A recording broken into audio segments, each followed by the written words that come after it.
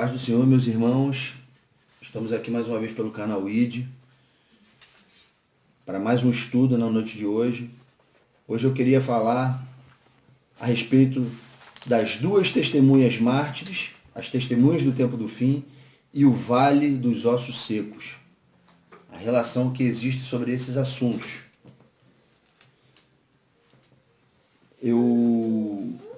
Antes de mais nada, eu queria começar introduzindo nesse assunto, definindo o que significa a palavra testemunha. A gente sabe que a palavra testemunha, no hebraico, ela é aquele radical ed da palavra moed, que no hebraico moed significa tempo determinado. E o ed significa testemunha. E a gente já fez estudo sobre o que significa isso. E no grego, a palavra testemunha significa martíria. E a palavra testemunho significa martírion. Muito semelhante a mártire, né? Onde a gente já conclui a similaridade nas entrelinhas de que uma testemunha é mártire, pode virar um mártire. Todos os que passaram antes de nós, se é que a gente vai passar um dia para desta vida, todos que morreram e dando testemunho foram martirizados, dando testemunho de Cristo. E a palavra martíria, para traduzir no grego a palavra testemunha, não é por acaso. Então o que significa a palavra testemunha? Testemunha é conhecimento em primeira mão de algum evento. Se você conhece um evento em primeira mão, quando você fala dele, você está dando o testemunho daquilo que você viu. E se você está dando testemunho daquilo que você viu, você se torna uma testemunha. Então, baseado nessa definição, eu vou lá em Deuteronômio capítulo 19, o verso 15, e vou mostrar que para um testemunho valer na lei, tem que ter no mínimo duas ou três pessoas. Em Deuteronômio 19, 15 diz assim: uma só testemunha não se levantará contra alguém, porque por qualquer iniquidade ou por qualquer pecado, seja qual for que cometer, pelo depoimento de duas ou três testemunhas, se estabelecerá o fato. Então, para Deus, o testemunho só vale se estiver envolvido de duas ou três pessoas. Tem que ter duas ou três pessoas.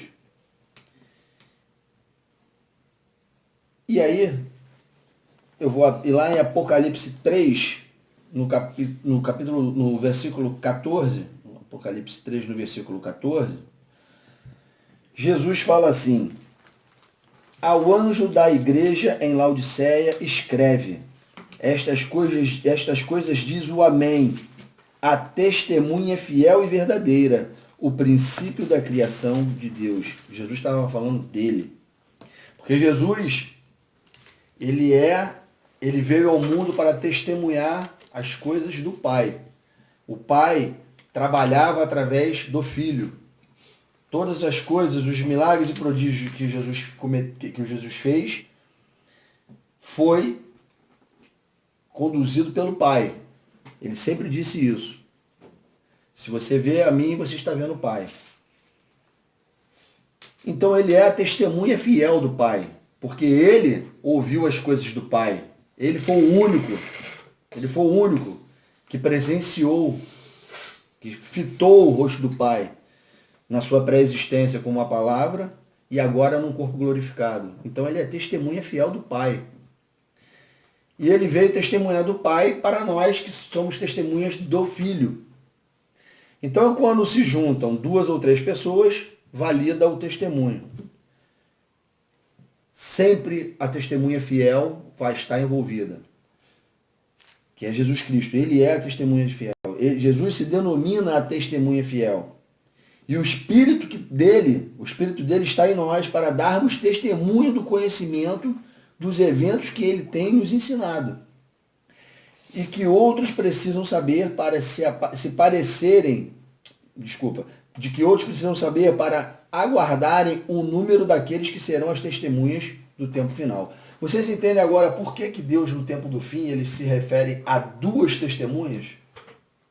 As duas testemunhas mártires? Porque é preciso, para dar testemunho para Deus, 2 ou 3 pessoas. Uma é o filho, que é a fiel. As outras 2 são as mártires. Então são 3, não é isso? São 3 testemunhas que estão nessa conta? Então Jesus ele vem, ensina, dá o testemunho do plano, ensina para nós, para que nós possamos dar testemunho para outros do que vai acontecer no final dos dias, no final dos tempos. Então é preciso que a gente passe para outras pessoas, porque pessoas lá no fim dos tempos precisam receber essas informações para poder identificar o tempo determinado em que elas estão, para elas poderem determinar quem são os inimigos, para elas poderem ser usadas por Deus com o propósito correto, identificado, para o tempo determinado em que elas vão ser usadas para Deus, que é no tempo do fim, que são as testemunhas. Essas informações vêm correndo, vêm sendo testemunhadas pelos nossos irmãos da fé, chegou até nós e temos que passar elas para o tempo do fim, para que no tempo do fim as testemunhas se levantem e sejam usadas por Deus para cumprir o propósito do final dos tempos. Então é esse o testemunho. Jesus veio para passar isso, para isso difundir, pulverizar entre as nações. Então a gente vai ler Mateus 24, um entendimento sobre esse assunto que eu estou falando aqui. Mateus 24, de 6 a 14. E a respeito daquilo que eu falei antes, eu não estava gravando, quando eu comentei, eu fiz esse preâmbulo aqui com o pessoal aqui do estudo, e vou fazer para vocês agora que estão assistindo. Quando se lê Mateus 6, 14, Mateus 24, de 6 a 14, as pessoas transliteram isso para o tempo que estão vivendo, ou para os tempos que se parecem com esse que a gente está vivendo agora. Mas Jesus não estava falando essa frase, esse texto aqui, não era para aquele tempo que ele estava vivendo, não é para esse tempo que a gente está vivendo, mas é para um que há de vir. E a gente vai entender isso agora. Olha só. Mateus 24, de 6 a 14. E certamente ouvireis falar de guerras e rumores de guerras.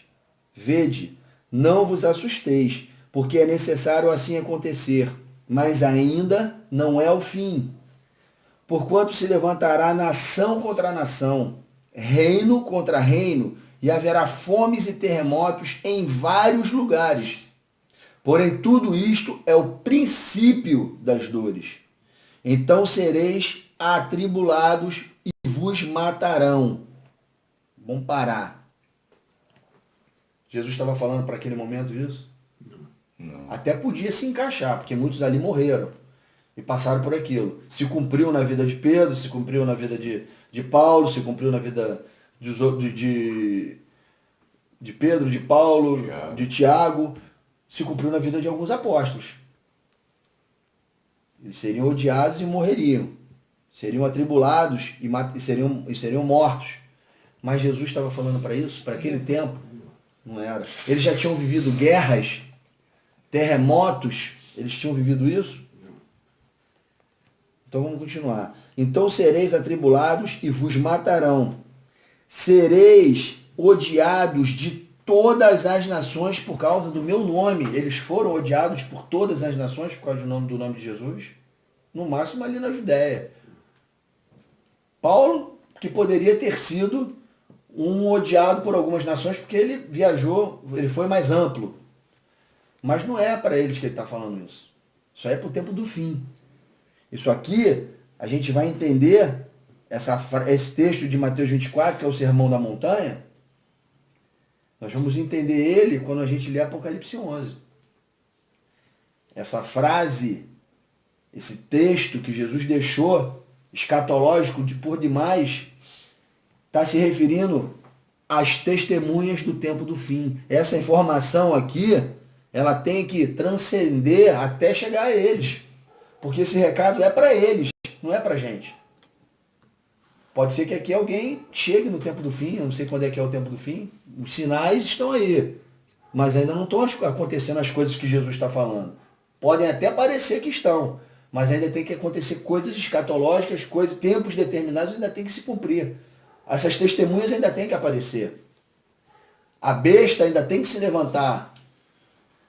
Ainda tem que se levantar os 10 reinos que vão dar poder para a besta. Essas coisas não aconteceram.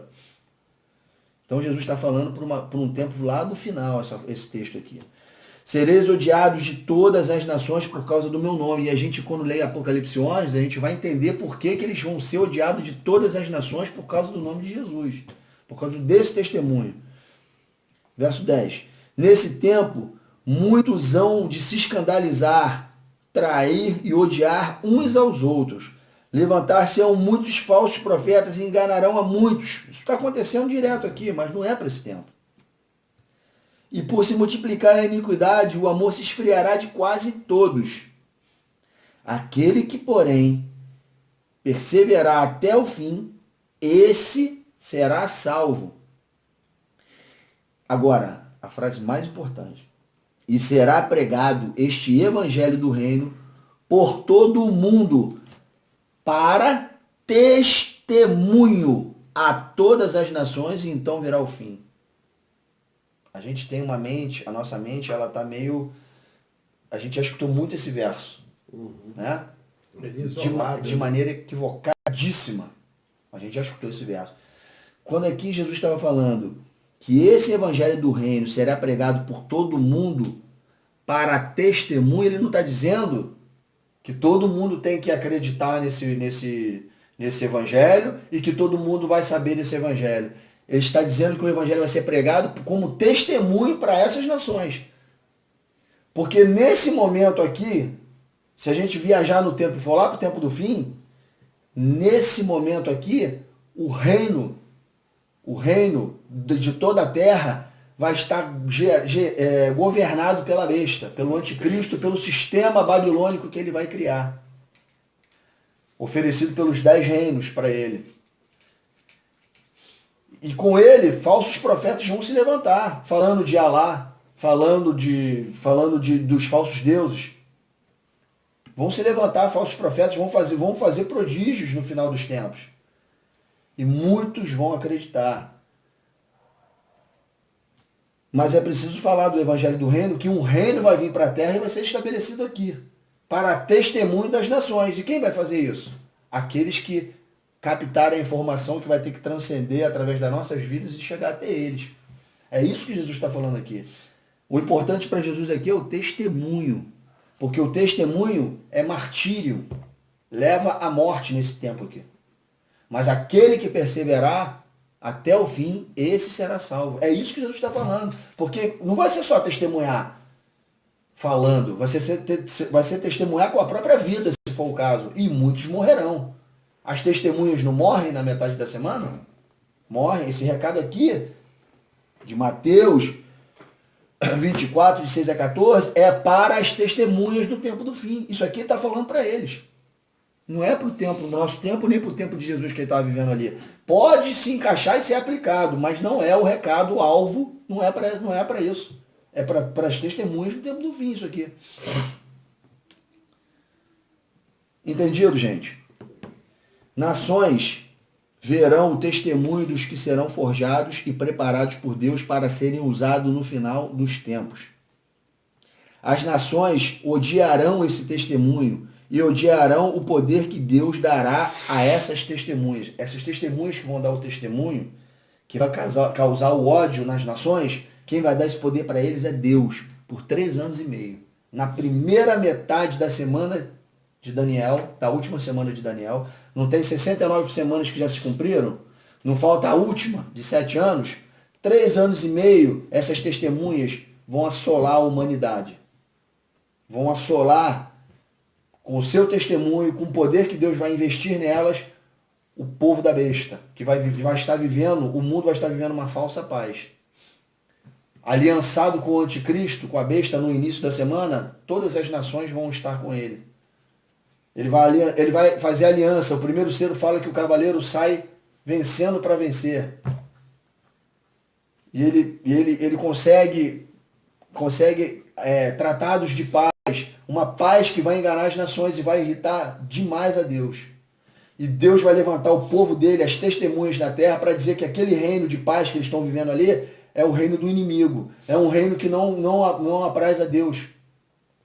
E aí Deus levanta as testemunhas, dá poder a elas por 3 anos e meio, para trancar os céus com a chuva, para tornar o rio como sangue, os mares como sangue, para trazer toda sorte de gafanhoto, de praga sobre a terra. Vai tirar esse povo da paz e vão tirar eles da sua zona de conforto. Por isso essas testemunhas vão ser odiadas por todas as nações. Por isso. Não só por causa de Jesus, mas por causa daqueles que estão testemunhando de Jesus e têm poder dado por Deus para irritar as nações. É por isso que eles vão ser odiados. Eu volto a dizer que Mateus 24, de 6 a 14, é um recado para o tempo do fim, para as testemunhas. Agora a gente vai ler e vai ver o paralelo que Mateus 24, 6 e 14 tem com Apocalipse 11, 3 a 13. Apocalipse 11, de 3 a 13. As duas testemunhas mártires. Vou dar uma recapitulada aqui para ficar bem didático. Eu comecei falando o estudo, o conceito de testemunho. Falei de testemunho. Mostrei para vocês que é preciso testemunhar, é preciso receber o que Jesus deu e testemunhar, fazer esse testemunho transcender. Da mesma forma que chegou para nós, tem que chegar até o tempo do fim. E que o testemunho só é válido para Deus quando tem no mínimo 2 ou 3 pessoas, sendo que sempre uma delas é a fiel testemunha, que é o Filho. Porque é dele e por ele que são todas as coisas. Sai dele o testemunho do Pai. O Pai dá para o Filho e o Filho testemunha para nós. E nós agora passamos a ser testemunha do Filho para as nações. E agora nós vamos ver esse recado de Mateus 24, 6 a 14, que Jesus falou lá no monte, o paralelo que isso tem com o Apocalipse 11, de 3 a 13, vai entender, vai ficar bem claro que esse recado é para esse tempo, para essas duas testemunhas aqui. Diz assim, Apocalipse 11, 3 a 13. Darei as minhas 2 testemunhas, que profetizem por 1260 dias, ou 3 anos e meio, ou 42 meses. Tanto faz. É tudo igual. Uma hora ele vai falar isso, uma hora ele vai falar 42 meses, uma hora ele vai falar 3 anos e meio, uma hora ele vai falar 3 dias e meio, mas está falando sempre desse tempo, de 3 anos e meio. Darei as minhas 2 testemunhas que profetizem por 1260 dias, vestidas de pano de saco. São estas as... Olha só, vamos gravar isso aqui, que isso é muito importante. Olha como Deus, ele coloca os ícones, nas mensagens, para a gente ter que levar isso aqui para um outro texto, para a gente poder decifrar o que ele está falando e para voltar para esse aqui, ficar claro e poder entender. Daqui a pouco ele usa uma outra expressão, um outro código, para a gente ir num outro momento da Bíblia, ler aquela expressão lá e entender o que ele está falando e voltar para cá. Ele vai acrescendo nesse texto, vai complementando, vai somando nesse texto aqui várias outras informações para a gente poder decifrar quem são as pessoas que ele está falando aqui. E a gente vai fazer isso, mas primeiro vamos ler esse texto. São estas, verso 4, são estas as 2 oliveiras e os 2 candeeiros que se acham em pé diante do Senhor da terra. Ele chama esses 2 candeeiros e essas 2 oliveiras das testemunhas dele. É a nomenclatura ao qual ele usa para identificar essas testemunhas. Uma hora ele chama de 2 candeeiros e outra hora ele chama de 2 oliveiras. Não é isso que ele está dizendo aqui? Beleza, então vamos lá. E elas estão em pé diante do Senhor da terra. De pé. Acordadas, acesas, irrepreensíveis, dando testemunho. É isso que ele está querendo dizer aqui.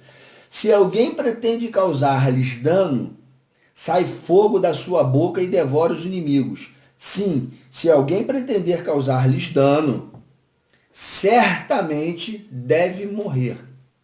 Elas têm autoridade para fechar o céu, para que não chova durante os dias em que profetizarem. Quantos dias ela tem que profetizar? 1260 dias. Então esse tempo elas recebem poder, elas vão receber poder para profetizar e o céu se fechar. Não vai chover por 3 anos e meio. Tem autoridade também sobre as águas, para convertê-las em sangue, bem como para ferir a terra com toda sorte de flagelos, tantas vezes quanto quiserem. Quando tiverem então concluído o testemunho que devem dar, a besta que surge do abismo pelejará contra elas as testemunhas, e as vencerá e matará. E o seu cadáver ou os seus cadáveres, vai depender da tradução, e isso não quer dizer nada, porque isso aqui é gramática. Ele pode trazer o cadáver, né? Eu não sei se o cadáver é o sujeito da frase, ou se é um adjetivo, sei lá o que é, que eu sou bom em português. É o sujeito da frase, né? Ele chama para perto e faz ele ficar no singular.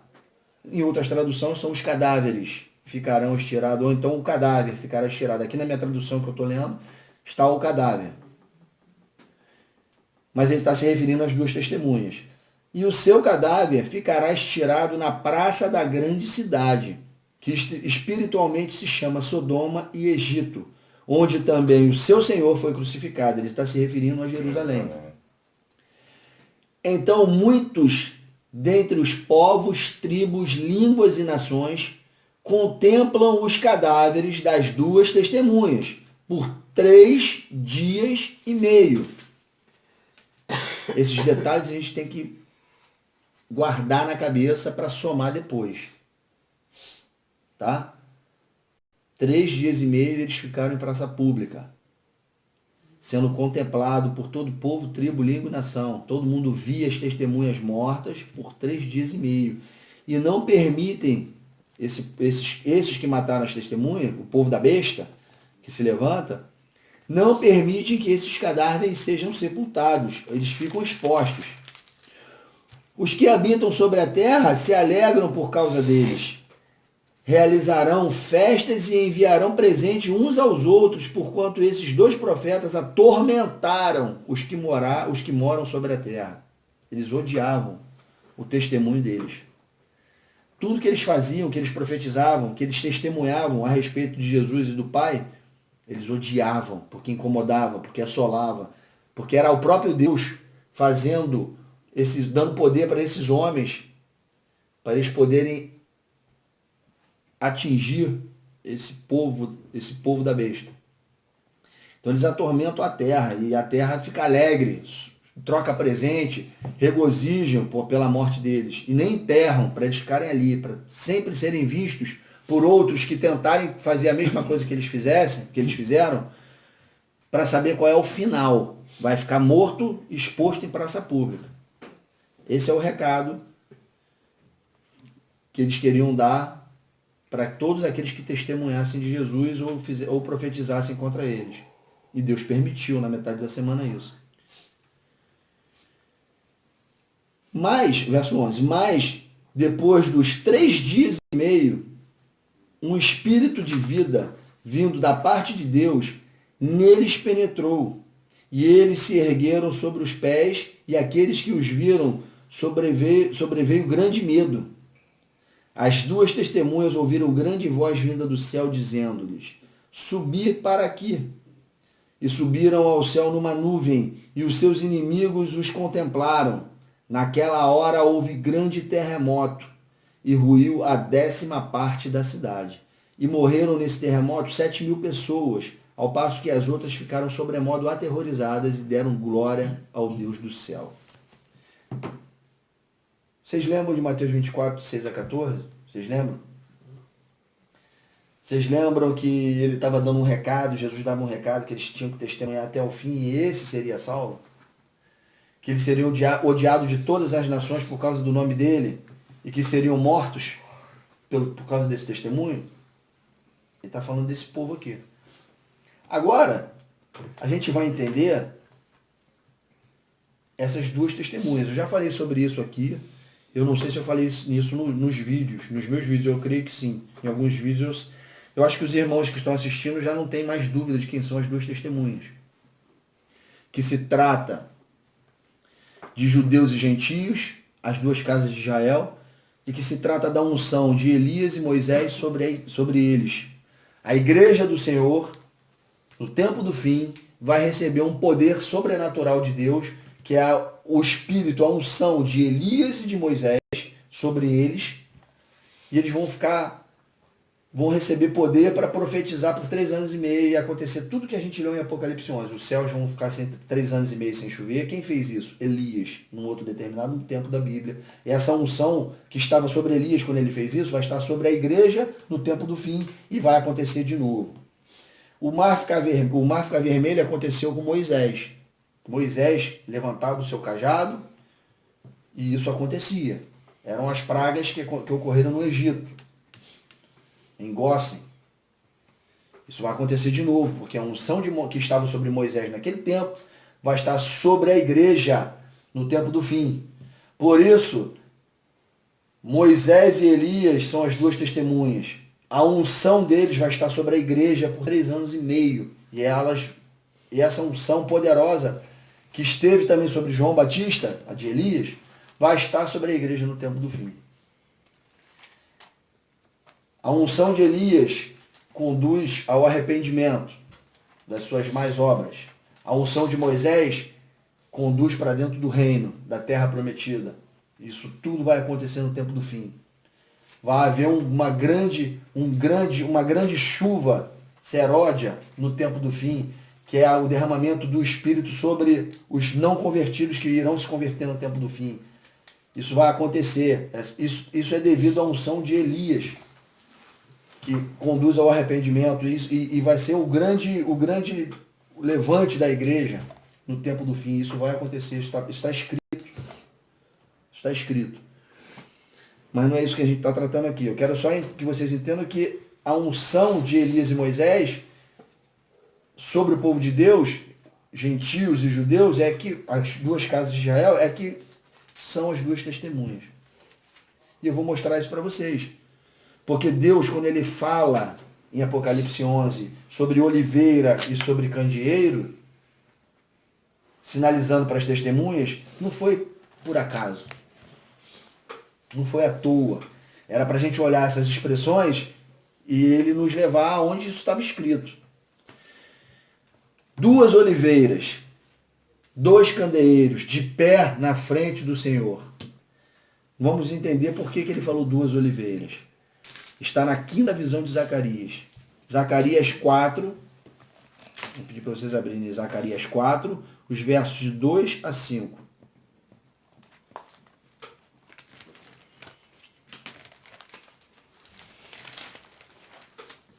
Zacarias 4, os versos de 2 a 5. Depois a gente vai pular direto para o 10, parte B, até o 14. Diz assim. Verso 2. E me perguntou, que vês? Isso aí é a 5ª visão de Zacarias, tá? Zacarias respondeu, olho e eis um candelabro, todo de ouro, e um vaso de azeite em cima com as suas 7 lâmpadas e seus 7 tubos, um para cada uma das lâmpadas, que estão em cima do candelabro. Junto a este, 2 oliveiras, uma à direita do vaso de azeite e a outra à sua esquerda. Então perguntei ao anjo que falava comigo, meu senhor, o que é isto? Respondeu-me o anjo que falava comigo, não sabes tu o que é isto? Verso 10, parte B. Aqueles 7 olhos são os olhos do Senhor, que percorrem toda a terra. Prossegui e lhe perguntei, que são as 2 oliveiras? À direita e à esquerda do candelabro. Tornando a falar, lhe perguntei, quem são aqueles 2 raminhos de oliveira que estão junto dos 2 tubos de ouro que vertem de si azeite dourado? E ele me respondeu, não sabes o que é isto? Não, meu senhor. Então ele disse, são os 2 ungidos que assistem junto ao Senhor de toda a terra.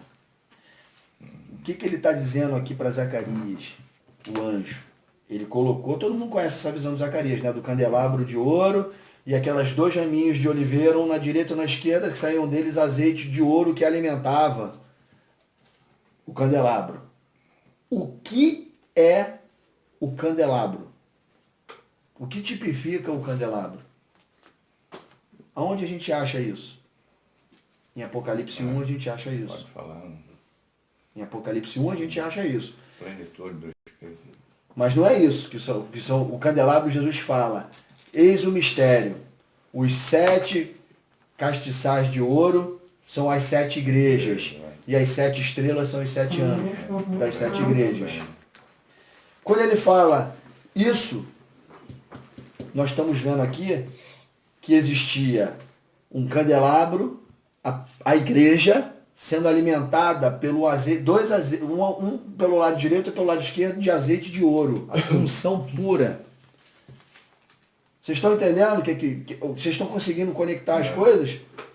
Por que Deus deu essa visão a Zacarias lá?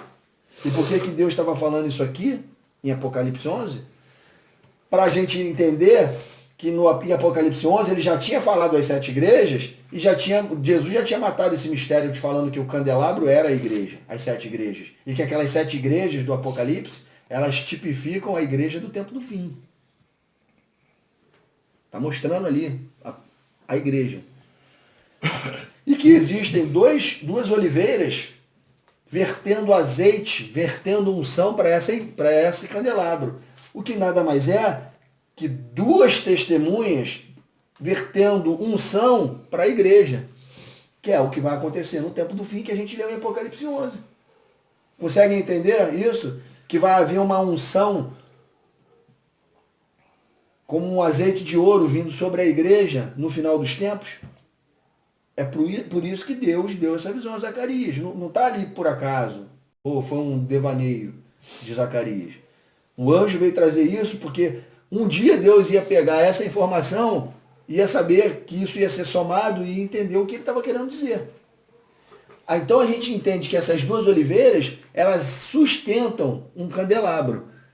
A gente tem que entender que 2 unções sustentam a igreja. Aí agora, quando a gente vai entender quem são os 2 candeeiros, quando a gente souber quem são esses 2 candeeiros, a gente vai entender quem são as 2 testemunhas. Quer ver uma coisa?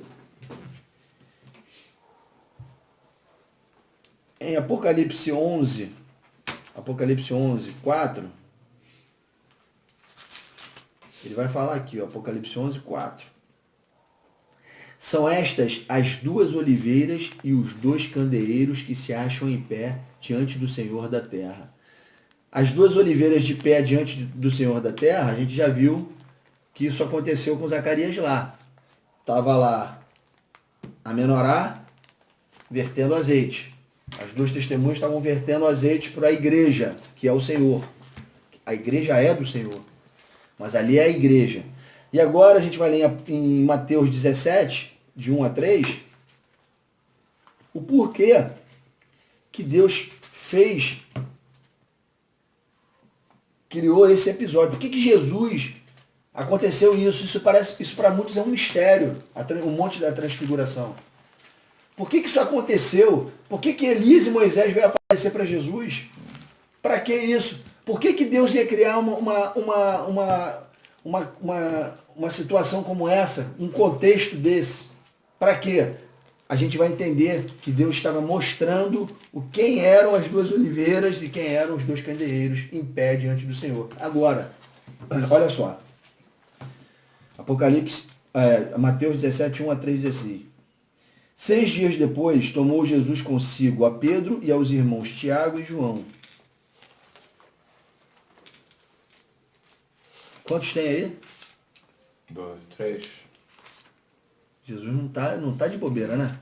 Tá levando 3 para testemunhar uma coisa que é escatológico e que vai ficar marcado. Aí ele fala: leva consigo Pedro e aos irmãos Tiago e João, e os levou em particular a um alto monte, e foi transfigurado diante deles o seu rosto, resplandecia como o sol, e as suas vestes tornaram-se brancas como a luz, e eis que lhes apareceram Moisés e Elias falando com ele.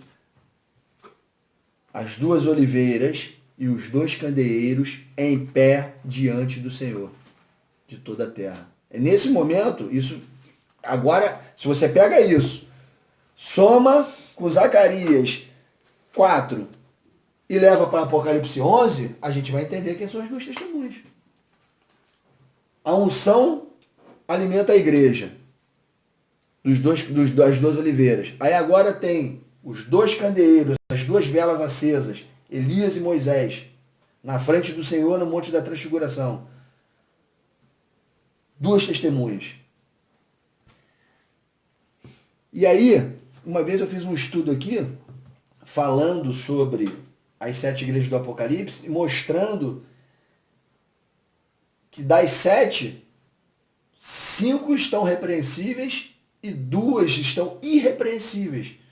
A gente não falou que o candeeiro de 7 braços, que o castiçal, a menorá de 7 candeeiros, não é a igreja, tipificado pela igreja? São 7 igrejas, por quê? Porque cada uma botija daquela é uma igreja. E 5 braços dessa menorá, desse castiçal, 5 braços dele estão apagados, porque Jesus vai lá repreender eles, e 2 estão acesos. Esses 2 candeeiros que estão acesos, no tempo do fim, vão acender os outros 5. Porque a unção de Moisés e a unção de Elias vão estar sobre esses 2 candeeiros. Vocês estão conseguindo entender isso? É. Esmirna e Filadélfia. Esmirna e Filadélfia. Quando a igreja, no tempo do fim, por 3 anos e meio, naqueles 3 anos e meio da metade da semana, a primeira metade, quando a igreja que vai estar dormindo, que vai estar fria, vivendo essa falsa paz criada pela aliança da besta com os reinos da terra, a igreja vai estar adormecida. Mas tem dois candeeiros em pé diante do Senhor, com a unção sobre eles. E aí vão começar a assolar o povo da besta nas primeiras semanas. Nos primeiros 3 anos e meio. E a igreja vai acender. A igreja vai acender porque vai ver os milagres e prodígios que aquelas testemunhas estão fazendo. Uma parcela do povo de Deus vai estar acesa. Por isso que Jesus, ele monta esse candeeiro de 7 braços na ordem certinha. As 7 igrejas do Apocalipse. E ele repreende todas elas, menos 2, que é Esmirna e Filadélfia, que estão acesas diante dele. Então, quando você soma todas essas informações, o candeeiro aceso, a unção sobre eles, de quem são essas unções e quem são essas oliveiras que alimentam esses candeeiros, você consegue entender que é a unção de Elias e Moisés sobre o povo de Deus. Está conseguindo entender, Jana? Está muito confuso isso? Não estou conseguindo entender. Por isso que Deus deixa essas pistas na palavra dele. Então as 2 oliveiras e os 2 candeeiros são Moisés e Elias. O poder, a unção dos 2 derramados sobre os filhos de Deus. Os 2 candeeiros fazem parte da menorá de 7 braços, tipificadas em Esmirna e em Filadélfia. Se você ler Esmirna, a carta para Esmirna, no final vocês vão ver que ele fala: ser fiel até a morte, porque eles vão passar pela morte. E para Filadélfia ele fala: vocês não passarão pela morte, mas serão atribulados por 10 dias.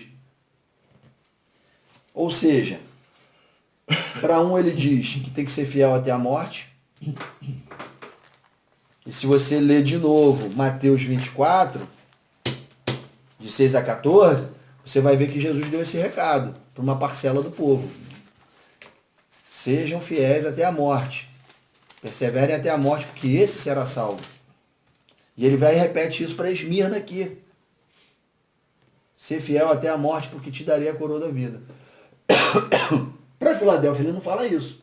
Para Filadélfia ele fala, vocês vão ser angustiados, vocês passam por tribulação.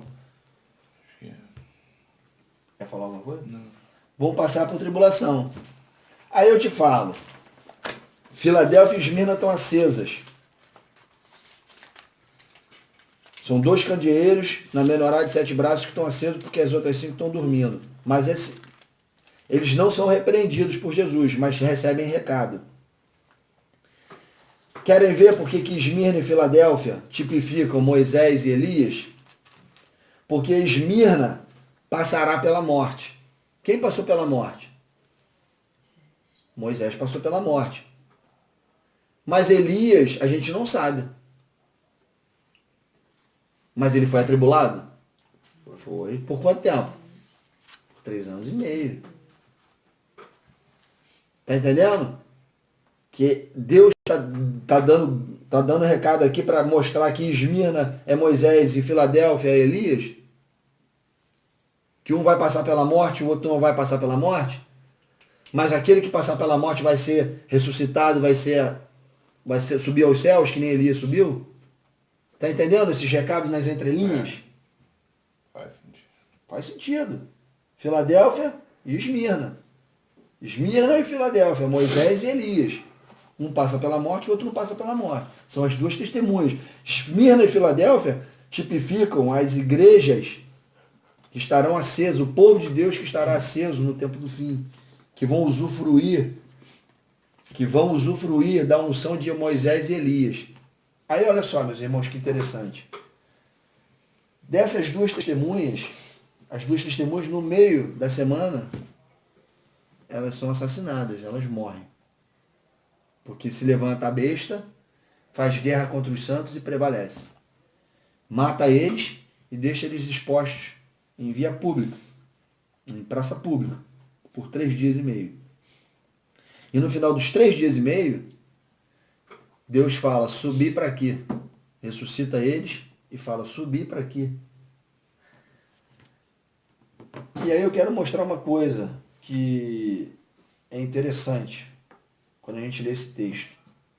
Porque pré-tribulacionistas falam, né, usam esse texto, usam esse momento para dizer que Deus tira a igreja e depois começa o terremoto, começa a acontecer um monte de coisa na terra. Se você ler o texto ali, em Apocalipse 11, no finalzinho aqui, ele fala assim, e as 2 testemunhas ouviram grande voz vinda do céu, dizendo-lhe, subi para aqui. E subiram ao céu numa nuvem, e os seus inimigos contemplaram. Naquela hora houve grande terremoto.